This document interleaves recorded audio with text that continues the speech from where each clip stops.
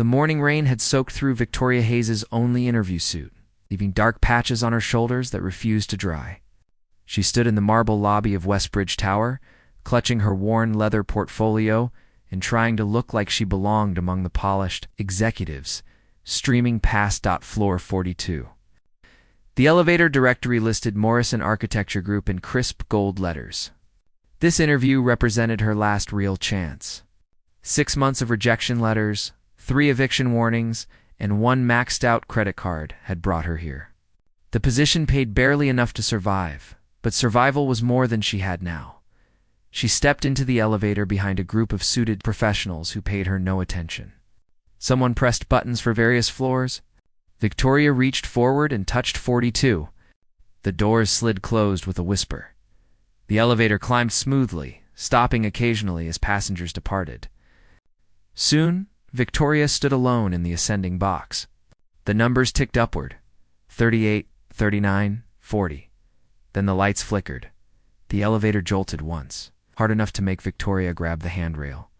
Darkness swallowed everything for 3 heartbeats before emergency lighting cast the space in dim amber. The display showed nothing.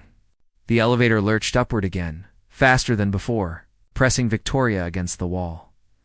When it finally stopped and the doors opened, she stumbled out onto plush carpeting. Her phone showed no signal. The hallway stretched before her in soft gray tones, nothing like the glass and chrome office space she expected. Indirect lighting glowed from recessed fixtures. Original artwork hung on walls covered in expensive fabric. This was residential space, private space. Somewhere she absolutely should not be. A door at the corridor's end stood partially open. Soft jazz music drifted from within. Victoria moved toward, its slowly heels silent on thick carpet. She needed to find someone, explain the situation, get directions back to the correct floor. Her interview started in 15 minutes. She knocked gently on the doorframe. No response came. The music continued, smooth saxophone over gentle piano. Victoria pushed the door wider and called out softly, "Hello? I'm terribly sorry to intrude, but there was an elevator problem, and I seem to be on the wrong floor." The space beyond took her breath away. Floor-to-ceiling windows wrapped around 2 walls, showcasing the city's skyline through sheets of rain. Furniture in blacks and grays created islands of sophistication in the open plan. Everything spoke of wealth measured in generations, not years. "I don't recall buzzing anyone up," the voice came from her left, cultured and cold. Victoria turned to find a man emerging from what appeared to be a home office. He moved with the careful control of someone accustomed to being watched. Tall, perhaps 35, wearing charcoal slacks and a white shirt with rolled sleeves. Dark hair still damp from a recent shower. His face carried the sharp features that belonged on magazine covers, but his eyes held something wounded beneath the surface. "I'm so sorry," Victoria said quickly, backing toward the door. "The elevator malfunctioned. It brought me here instead of my destination. I'll leave immediately." He crossed his arms, studying her with unnerving focus. "What floor were you attempting to reach?" 42. Morrison Architecture Group. Morrison. Something shifted in his expression. Not quite amusement, but close. "They're interviewing for junior positions today." "Yes. I have an appointment in about 12 minutes. Victoria checked her phone again, hoping for signal. Nothing. "Could you possibly tell me how to get there?" Instead of answering, he moved to an intercom panel mounted on the wall and pressed a button. "Security, this is Cross. We had a power interruption that affected the elevator system." "What happened?" Victoria heard tinny voices responding, though she could not make out words. "I understand," the man said. "Have it repaired immediately." He released the button and turned back to her. There was a surge in the building's electrical system. 3 elevators were affected. "Yours was redirected to emergency protocols. Then I can go?" He did not answer immediately. Instead, he walked to the windows and stood looking out at the rain-washed city. The silence stretched uncomfortably. "Morrison Architecture," he said finally. "You're applying for the Riverside Commons project. How did you know that?" "I own this building. I know most of what happens here." He glanced back at her. What's your specialty? The question caught Victoria off guard. This felt increasingly surreal. Standing in a stranger's penthouse discussing her work while he was barely dressed. She was dripping on his expensive carpet. But something in his tone suggested genuine interest rather than polite conversation. Historical preservation, she said. Specifically, adaptive reuse of neglected structures.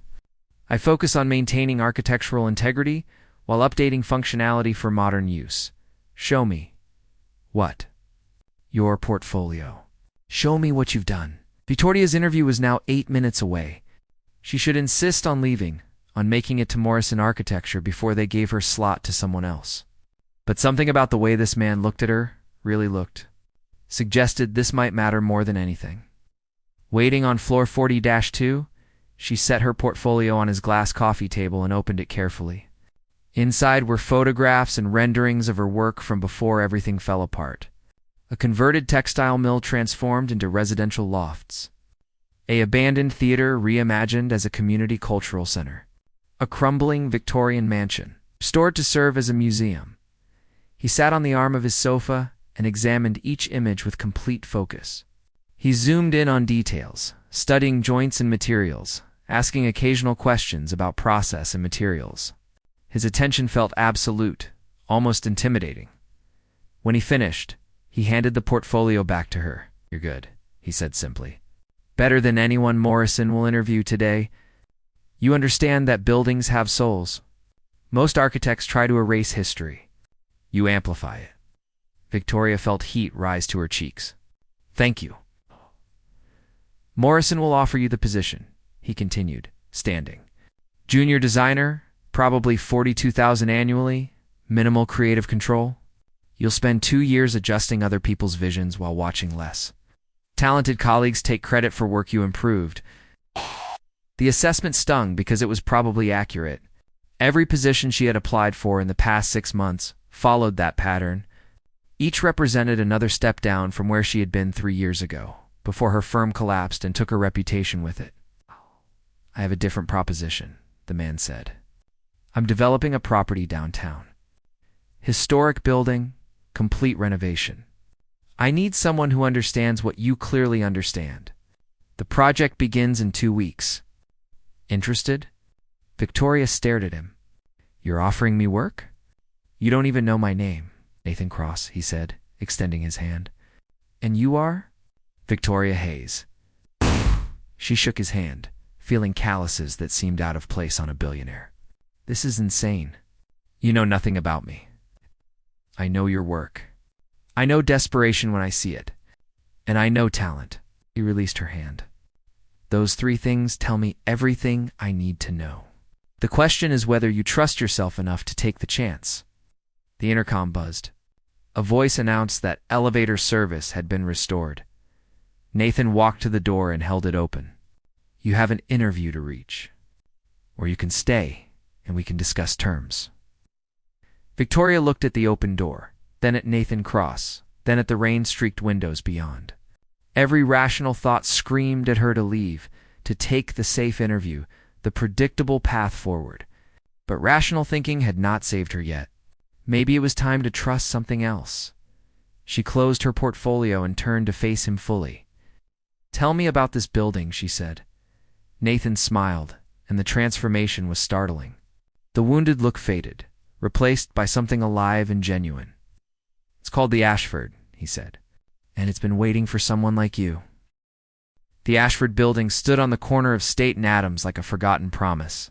7 stories of limestone and terracotta, windows boarded with plywood, pigeons roosting in elaborate cornices that had once been the pride of craftsmen long dead.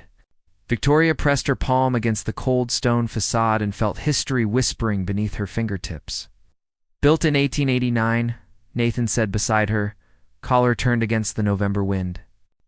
Originally a hotel for railroad travelers, then offices, then apartments, then nothing for the past 20 years. The city council wanted to demolish it. I bought it instead. Victoria circled the building slowly, noting every detail. Water damage had stained the upper floors. Several terracotta pieces had fallen, leaving gaps like missing teeth. But the bones were strong, the foundation solid. This building wanted to live again. Most developers would be right to tear it down, she said honestly. The restoration cost will be astronomical. I'm aware. Then why save it? Nathan was quiet for a moment, studying the building's damaged face. Because some things deserve a second chance, even when everyone else has given up on them. Something in his tone made Victoria look at him more carefully. In the week since their unexpected meeting, she had learned a few things about Nathan Cross. Self-made wealth from technology patents. Known for hostile takeovers and ruthless business practices. Notoriously private, rarely photographed, never married. The business media called him brilliant and cold in equal measure. But standing here beside this wounded building, he looked neither brilliant nor cold. He looked like someone who understood what it meant to be abandoned. "What do you see when you look at it?" she asked softly. "Potential," he said, "and regret for wasted years." Over the next 3 weeks, Victoria threw herself into the project with an intensity that surprised them both. She spent days in the county archives, hunting original blueprints and construction documents. She interviewed elderly residents who remembered the Ashford in its glory. She brought in structural engineers and restoration specialists. Building a team that shared her vision, Nathan attended every meeting, asked sharp questions, approved budgets without hesitation. He trusted her judgment in ways Victoria had forgotten were possible.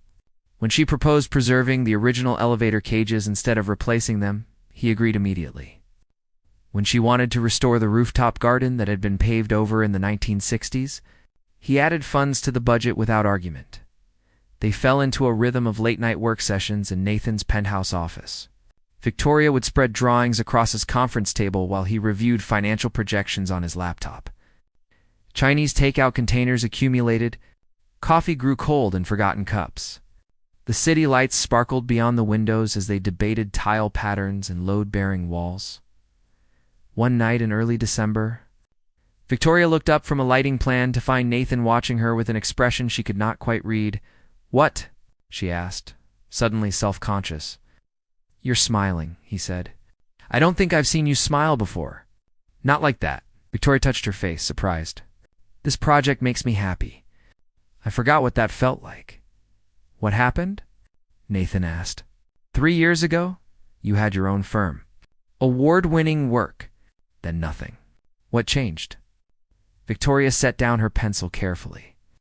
She had known this conversation would come eventually. Nathan had shared nothing of his own past, but he was trusting her with millions of dollars. He deserved some truth. "My business partner was also my fiancé," she said quietly. "We built the firm together over 5 years.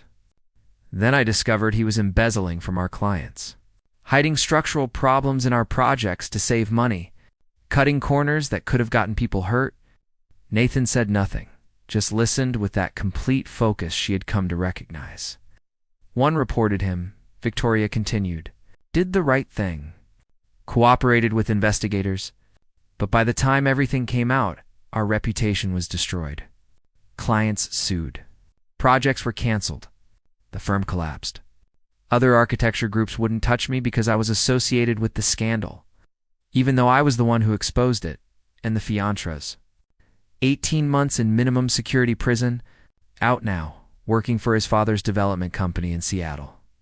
Living his life while mine fell apart?" Victoria laughed bitterly. "The right thing cost me everything." Nathan stood and walked to the windows, hands in his pockets. When he spoke, his voice carried weight that suggested personal knowledge. 7 years ago I had a business partner, he said. My best friend from college. We built a software company together. When a larger corporation wanted to acquire us, he voted to sell over my objections. Then he took the buyout money and started a competing firm, using proprietary code we had developed together. Victoria waited, sensing more to come. I sued him, Nathan continued. Won eventually, but it took 3 years and cost me more than money. It cost me the ability to trust anyone. I rebuilt my wealth alone because alone seemed safer than risking betrayal again. He turned to face her. And vulnerability showed in his expression for the first time since they met. When you walked into my home that day, I thought you were a corporate spy. Someone sent to find weakness I could be exploited. I've spent 7 years assuming everyone wants something from me, seeing threats in every interaction. "What changed your mind about me?" "Your work," he said simply. "The way you talked about buildings having souls. You can't fake that kind of passion and desperation." I recognized it because I've worn that same look in the mirror. The moment stretched between them, charged with unspoken understanding. Victoria felt something shift, some wall beginning to crack. She stood and walked to where Nathan stood by the windows. "We're quite a pair," she said softly. "Two people betrayed by those they trusted most, trying to rebuild from ruins." "Maybe that's why this works," Nathan said. "We both understand what it means to start over." He reached out slowly, giving her time to step back if she wanted. When she did not move, he touched her face gently. His thumb traced her cheekbone with surprising tenderness. "This is complicated," Victoria whispered. "Everything worth having is complicated," when he kissed her. It felt like the first honest thing that had happened to her in years. Gentle at first, then deeper, carrying the weight of two wounded people, finding unexpected shelter in each other. Victoria slid her hands into his hair and let herself feel something besides fear for the first time in forever. They broke apart slowly, foreheads touching. "This can't interfere with the project," Victoria said. "Agreed. And we need to be careful. Professional boundaries exist for good reasons." "Understood." "I'm serious, Nathan. I can't afford to lose this opportunity. I need the work to stand on its own merit." He pulled back enough to meet her eyes. "Your work already stands on its own merit. It's separate. I promise you that." Over the following weeks, they tried to maintain those boundaries. They succeeded during business hours, keeping meetings professional and decisions objective. But the late nights grew more frequent. Discussions about crown molding turned into conversations about childhood dreams. Reviews of contractor bids became debates about philosophy and art. They made love for the first time in January. During a snowstorm that trapped them in the penthouse after a site visit, it felt inevitable and terrifying and absolutely right. Afterwards, lying in Nathan's bed with the city blanketed in white beyond the windows, Victoria felt something she had not experienced in years. Hope. The Ashford project progressed beautifully. Crews carefully removed decades of neglect, revealing architectural treasures beneath. Original tile work emerged from under layers of linoleum. Hand-carved woodwork appeared when false ceilings came down. The building was coming back to life, and Victoria felt herself transforming alongside it. Then on a cold morning in February, everything shattered. Victoria arrived at the construction site to find Nathan standing in the gutted lobby, face pale, holding his phone like a weapon. "What happened?" she asked immediately. He handed her the phone without speaking. The screen showed a news article from a Seattle business journal. The headline made her stomach drop. "Victoria Hayes, disgraced architect, now working for Chicago billionaire Nathan Cross." She scrolled through the article with shaking hands. It detailed her past scandal, quoted anonymous sources questioning her qualifications, suggested she had manipulated Nathan into hiring her. The implication was clear and ugly. The comment section was worse. "How did they find out?" Victoria whispered. "Does it matter?" Nathan's voice was carefully controlled, but she heard the anger beneath. "My competitors will use this. The board already questions my judgment. This gives them ammunition. I never lied to you about my past. I know that." He ran his hand through his hair, frustration evident. "But perception matters in my world. Fair or not, this creates problems." Victoria felt old wounds reopening, the same helpless rage she had experienced 3 years ago when her reputation crumbled. She had done nothing wrong then, and she had done nothing wrong now. But the truth seemed irrelevant when measured against public opinion. "I'll resign," she said quietly. "Today, you can bring in someone else to finish the project." "No, Nathan, I'm giving you an out. Take it before this damages you further." He stepped close to her, taking her shoulders gently. "I said no. You're not going anywhere. This will hurt you. Let it." His eyes burned with determination. "I'm tired of making decisions based on what other people think. I'm tired of protecting myself at the cost of everything else. You're the best thing that's happened to me in 7 years. I'm not losing that because some reporter wanted to sell papers. Victoria felt tears threaten. Your board will come after you. They've been coming after me for years. Nothing new there. He pulled her close, holding her tightly. We finish this project together. We face whatever comes together. That's how this works now. Victoria wrapped her arms around him and held on, feeling something fierce and fragile taking root between them. They were both damaged. Both carried scars that might never fully heal. But maybe that was exactly what made them right for each other. Outside, construction crews were arriving, ready to continue bringing the Ashford back to life. Inside, two broken people were learning that sometimes the strongest foundations are built on shared understanding of what it means to fall. The emergency board meeting was scheduled for Monday morning. Nathan spent the weekend preparing his defense, reviewing financial projections and architectural plans. Victoria wanted to attend with him, but he insisted she stay focused on the Ashford. The building's grand reopening was set for 8 weeks away. Too much work remained to let corporate politics distract them. Sunday evening, Victoria sat in the restored lobby of the Ashford, surrounded by the fruits of 4 months of brutal work. New tile gleamed on the floors, carefully matched to original patterns. Restored woodwork glowed under period-appropriate lighting. The building breathed with renewed life. Her phone buzzed. A message from Nathan. Meeting tomorrow will be difficult. Whatever happens, know that you've done nothing wrong. The Ashford is magnificent because of you. N. Victoria stared at the message, anxiety twisting in her stomach. Nathan had spent 7 years building walls around himself, and she had somehow slipped past them. Now those walls were crumbling, and she feared what the fall might cost him. Her phone rang. Unknown number.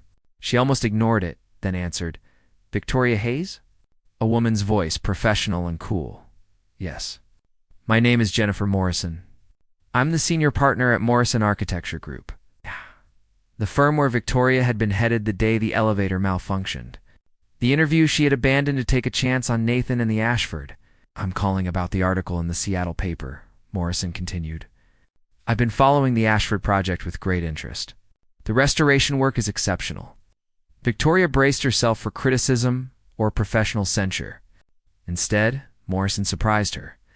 I want to offer you a position. Senior designer, full creative control on historical renovation projects. We have 3 buildings in our pipeline that need exactly your expertise. Victoria sat down on one of the restored benches, stunned. You're offering me a job? After reading about my past?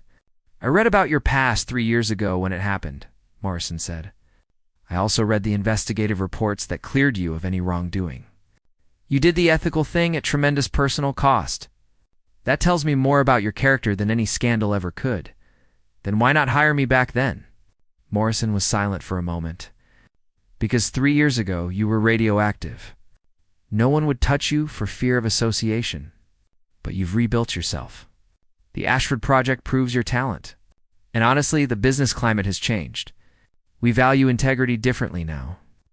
Victoria closed her eyes, feeling the weight of 3 years lifting slightly.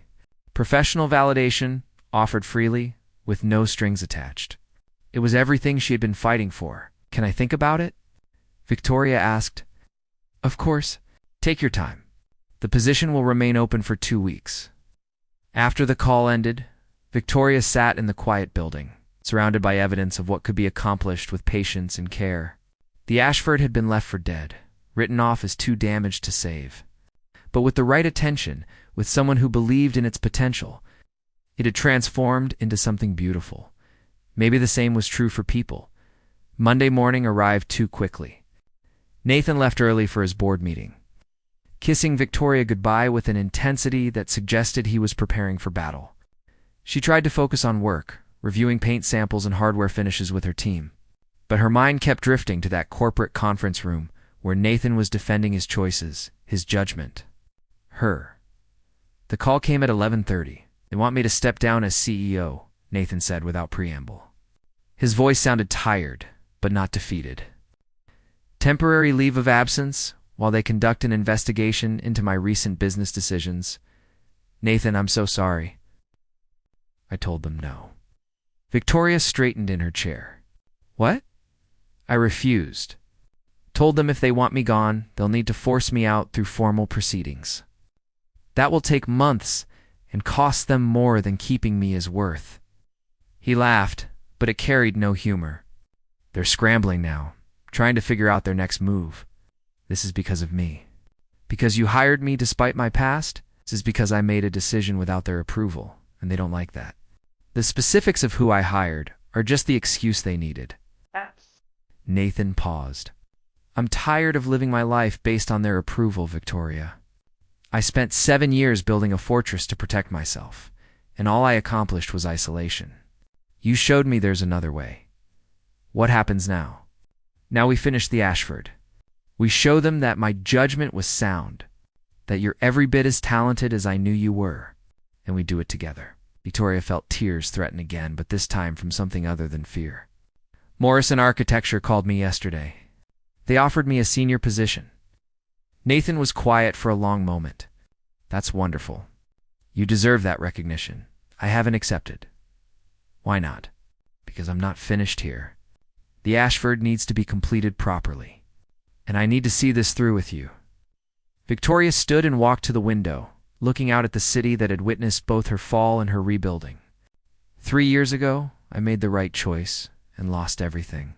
But I'm learning that sometimes the right choice just takes longer to pay off than we expect. What are you saying? I'm saying that I'm not running from this. Not from the project, not from the media attention, not from us. I've spent 3 years being afraid, and I'm tired of it. Let's finish what we started. She heard Nathan exhale, relief evident even through the phone. I love you, you know? I probably should have mentioned that before now. Victoria smiled, feeling warmth spread through her chest. I know. You show it every time you defend me, every time you trust my judgment, every time you choose us over the easier path. I love you too, Nathan. Damaged past and all. We're quite a pair. Yes, we really are. The next 6 weeks passed in a blur of final preparations. The media attention intensified briefly, then faded when no new scandals emerged.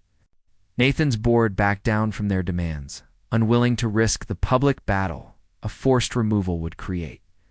Morrison Architecture kept their offer open, waiting patiently for Victoria's decision and the Ashford. Transformed, the grand reopening was scheduled for a Friday evening in early April. Victoria stood in the restored lobby as the first guests arrived, watching their faces as they took in the building's resurrection. Original chandeliers cast warm light on restored marble floors. The elevator cages gleamed with polished brass. Every detail spoke of respect for history while embracing modern function. Nathan found her standing by the restored staircase, watching the crowd. You did this, he said softly. You brought this building back to life. You did this, Victoria corrected. You had faith when no one else would. I had faith in you.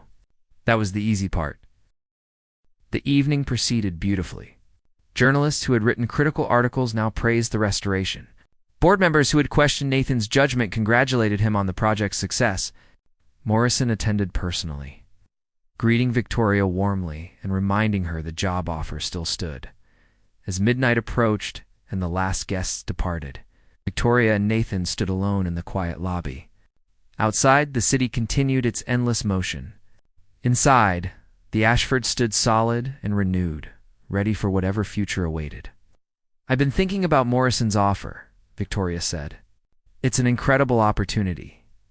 Nathan nodded slowly. It is. You should take it. I'm going to. She turned to face him fully. But I'm also going to keep working on projects with you. They're open to consulting arrangements. I checked. You want to do both? I want to build a life that doesn't require choosing between professional success and personal happiness. I spent 3 years believing I couldn't have both. I'm done accepting that limitation. Nathan pulled her close, resting his forehead against hers. I spent 7 years believing that trust would only lead to betrayal. You proved me wrong about that too. We're both works in progress, Victoria said. Damaged structures being carefully restored. We understand each other perfectly when they kissed. Surrounded by the building they had saved together, Victoria felt the last pieces of her broken foundation settling into place. She had lost everything once, had fallen so far she believed she might never rise again. But sometimes falling was necessary. Sometimes you had to hit bottom before you could build something stronger. The Ashford had taught her that. Nathan had taught her that. And together, they had taught each other that second chances were possible, even when everyone else had given up. Outside, spring rain began to fall, washing the city clean. Inside, two people who had learned to trust again stood in a building that had learned to stand again. Both of them finally ready for whatever came next. The walls had come down. The foundations held strong. And the future waited, full of possibility and promise, for those brave enough to believe in second chances.